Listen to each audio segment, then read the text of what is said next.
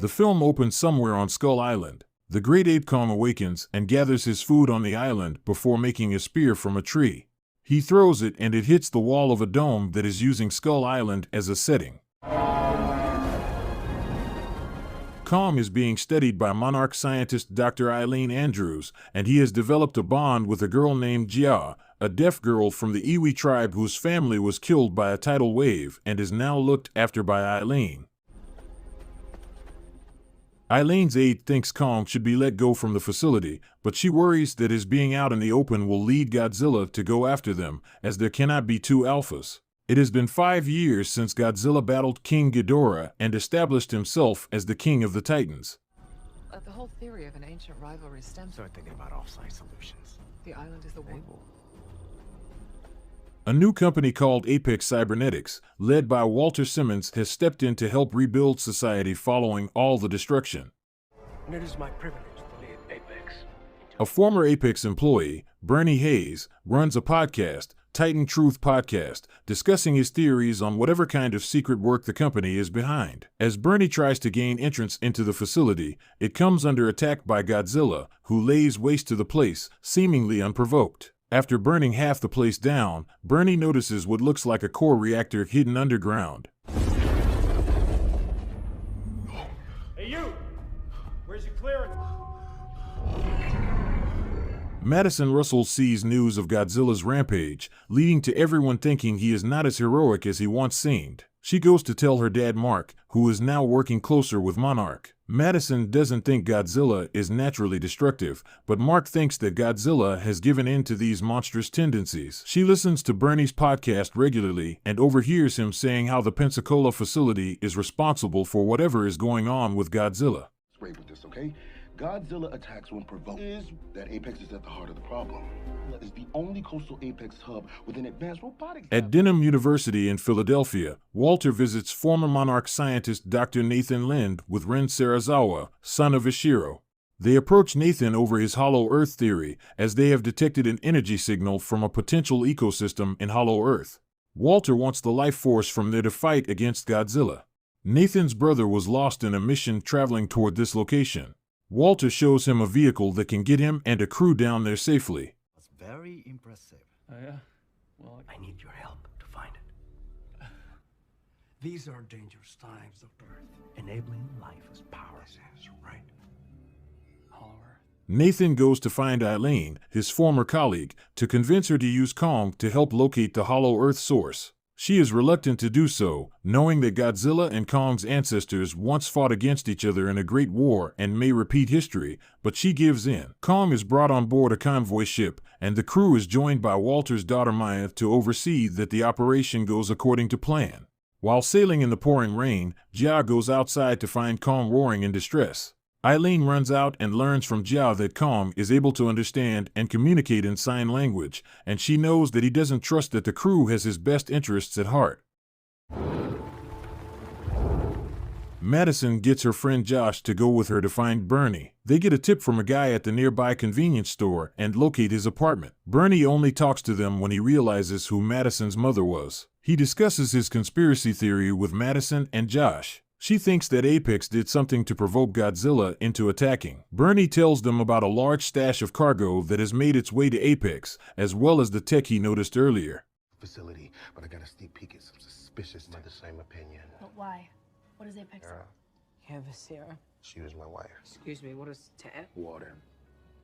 I think we can help each other. The crew feeds Kong fish while Eileen asks Jia why she didn't tell her that Kong can communicate, and Jia says that Kong didn't want them to know. Not long after, Godzilla makes his way toward the convoy, crashing into them and causing the ship to turn over. Kong is freed from his bonds and goes after the giant lizard. Kong manages to get a couple of good hits in and knock Godzilla back into the ocean, but Big G fires his blue flame toward the sky, causing him to take advantage and pull Kong underwater with his tail, nearly drowning him.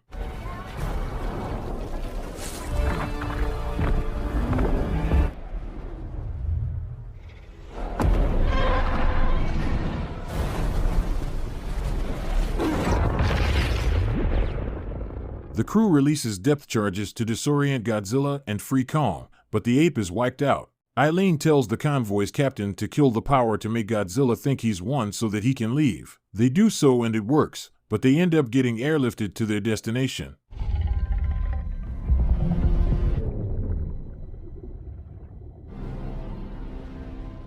Bernie joins Madison and Josh to the rundown Pensacola facility, but when they access the bunker, they find that the core is gone. The three then find an elevator that takes them underground. They come across a chamber containing pods filled with skull crawlers, but before they can get out, the chamber is picked up and transported to Hong Kong.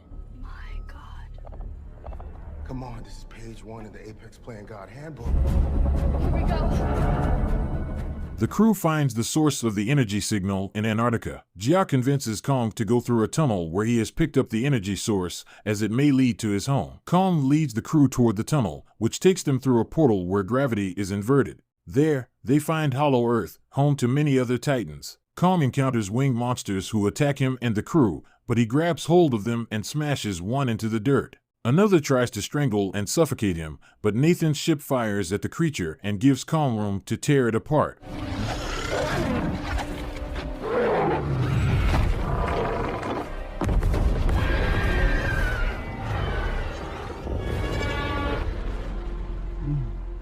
The trio ends up at the Hong Kong Apex facility and discovers what Walter and Ren have really been working on, the superior to Godzilla that will put an end to humanity's titan problem, MechaGodzilla. Walter tests its power on an unlucky skull crawler, which the trio witnesses. They also discover that Ren is controlling MechaGodzilla using a psionic uplink with one of the skulls of Ghidorah. The trio are then caught and apprehended by Apex guards. Green. Actually, sir. Goodness.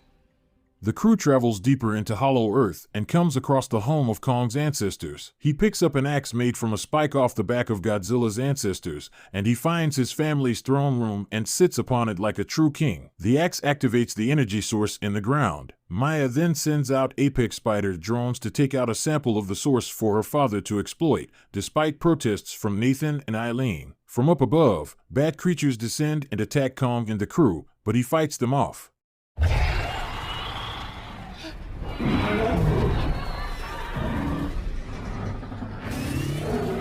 On the surface, Godzilla entered Hong Kong and found the source leading to Hollow Earth. He breathes down it and sends a blast to charge Kong's axe. In the chaos, Maya and her team try to shoot Kong down, only for him to grab their craft and crush it in his paw.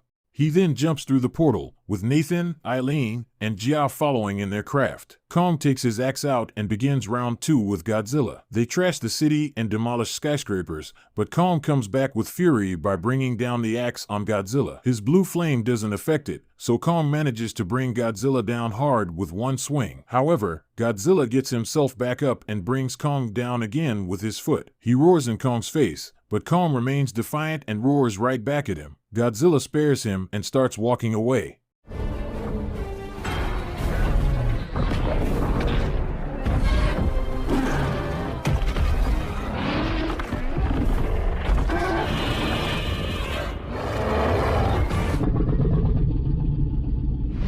The trio are brought to Walter, who is planning to set MechaGodzilla onto the real Godzilla to establish humanity's dominance over the creatures. Unfortunately, just as Ren beings the uplink to MechaGodzilla, Ghidorah's consciousness takes control. MechaGodzilla swings its claw at Walter, killing him, while Ren is electrocuted from the override.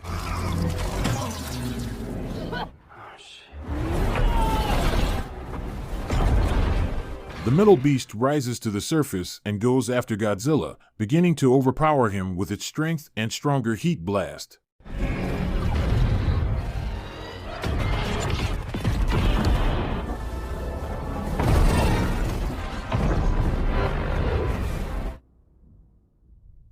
When Jia senses Kong's heartbeat slowing down, Nathan uses the Apex vehicle to deliver a charge powerful enough to revive Kong. When he wakes up, Jia tells Kong that Godzilla is not the enemy. He understands and charges to fight MechaGodzilla before it can deliver the fatal blow to Godzilla. Kong brings his axe down on the giant robot, and Godzilla joins the fight. Realizing Kong is on his side, Godzilla charges Kong's axe with his fire breath, and the mighty ape starts chopping MechaGodzilla's limbs off before ripping its head off and showing it off as a trophy.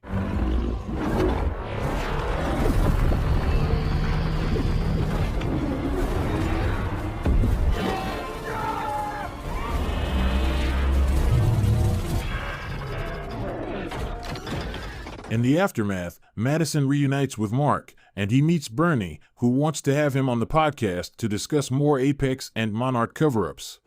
This is the man who saved our lives. Bernie, meet Dad. Godzilla then rises and looks at Kong, who drops his axe to signify their truce. The Titans look at each other as worthy opponents before Godzilla goes back into the ocean.